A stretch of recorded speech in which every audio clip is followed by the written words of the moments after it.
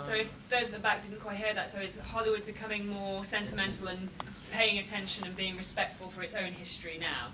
Yes and no. No to the sentimentality, yes to the money. So they now realize how much this stuff is worth, and so they're putting in facilities into the studios to preserve all of this stuff. They're going so far as to earmark items from movies that they expect will be successful, and they are preserving those items because they want to make sure that their whatever property is safe for all time. So They're doing it it's not going to come exactly. along in You can't. yeah. There's no way that you could go to a studio and steal it.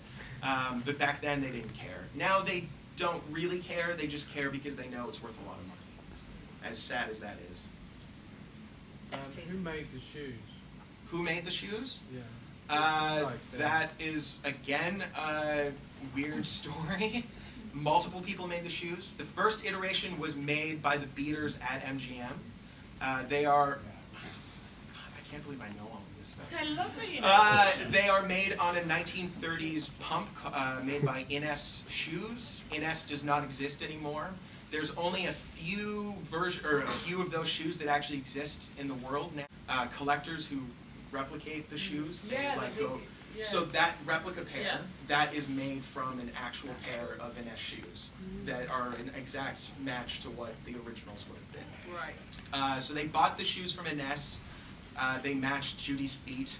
Then they got the beaters at MGM to put the beads on the first one, and then they entrusted the Western Costume Company in Los Angeles to then complete the other shoes.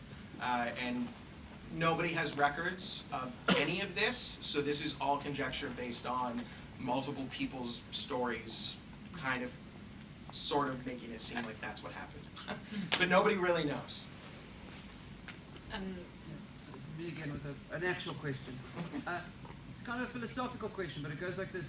Do you see an analogy with religious relics?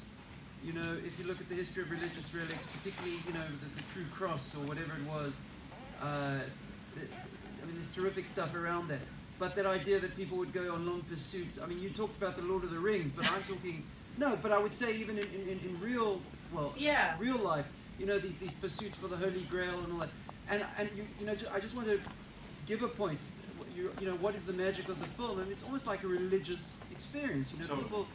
I mean, for me, the bit that I saw that was particularly powerful was the blind woman who believed. Well, I mean, you know, yeah, exactly. It's absurd.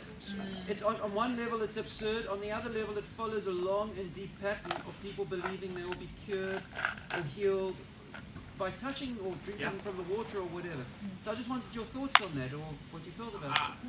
I've never thought of it like that, but that is a really interesting and great way of looking at it. I would say that yes, that's 100% a legitimate way to look at it. I think that the thing that people are going after is the feeling, and I think that the feeling is the same when it comes to, or rather not the same feeling, but the same idea. When it comes to religion, religion is based on a feeling, based on an idea that we've all grown up with. And so I think that is actually a very interesting parallel. Totally, I totally see that as being and a good idea. Yes. Yes. I've never thought of it like that. That's a really interesting way to look at it. I stole it from Umberto Eco, by the way. I mean, it's not.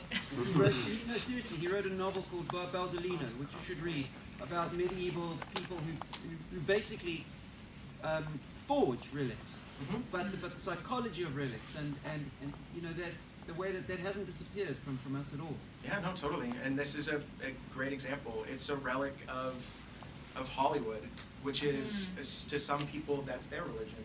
Yeah. In a weird way. It's our, we were talking earlier on that the film is our thing, and that's that is my whole thing. Yeah. There's nothing more important to me in the entire world than movies. And so yes, 100% I get that feeling. I'd love to own them. That would be amazing. Would you? That was I mean, yes and no. I would not want to be entrusted with the responsibility of owning those shoes, but it would be amazing to have them for a day. Yeah. Come on. No, absolutely. I mean, So I cool. kind of, anything to do with Judy Garland and to do with Wizard of Oz. I once met Lorna Luft in a nightclub. Which sounds a bit weird. But I was just so like, I mean, I had gone to see her before. It wasn't like she was just, and I just was like, thanked her and got her autograph and just actually had a moment going, holy crap, that's like royalty. That was kind, some amazing experience. So yeah, the shoes. I would love to own anything from the movie. I mean, the problem is that the market is just so hot. Yeah. It would be impossible. That being said, I've never told anyone this, but what the hell? When we were at the Smithsonian, they let us film the Scarecrow costume. Right. Because they also have the Scarecrow costume. And when Ray Bolger's wife, or I think actually Ray Bolger himself, donated the Scarecrow costume, he gave a bag of straw that was used, that he had kept, and that was used on the set of Oz. Yeah. So they put the Scarecrow costume away into the box, and they were wheeling it away, and on the floor was one piece of the straw, and I just went. So I have a piece of the straw from the. Yeah. It's in the film can of my 16mm print of Oz, which is what you see every film clip from my personal 16mm print. That's what I collect film. I love collecting film. I am so sorry that you've not had the full experience, but I do hope that we've somehow made up by chatting for like 35 minutes now, and I could go on talking.